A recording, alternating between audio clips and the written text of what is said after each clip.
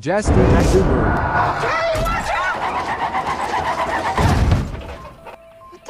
Kuzimu ni nini? Mume huyo aliuliza ghafla. Ni kwa nini mkewe alikuwa amegeuza usukani kwa nguvu hivyo? Lakini cha ajabu, hakuna mtu mwingine ndani ya gari aliyekuwa ameona chochote. Walitoka nje kukagua barabara. Hakukuwa na kitu. Alidhani labda ilikuwa paa. Ana alisema, niliona msichana mdogo, alikuwa amevaa gauni la manjano hafifu. Waliangalia huku na huku, lakini hawakumuona mtu yoyote. Gari liliendelea kuelekea kijiji cha Bonde, makazi yao mapya.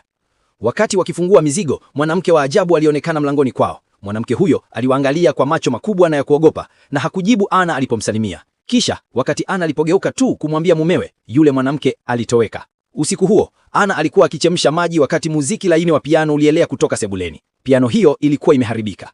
Aligundua kuwa dirisha lilikuwa wazi kidogo. Alipokaribia kulifunga, mbwa wake alianza kubweka bila kudhibitiwa. Kisha kukawa na mgao kwenye dirisha. Ana alikimbilia ndani haraka na kumwambia, mumewe, kuna mwanamke kwenye uwanja wa nyuma, amevaa kitu cha ajabu. Mumewe alitafuta nje lakini hakupata chochote.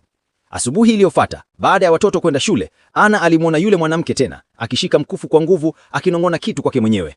Tunaweza kukusikia,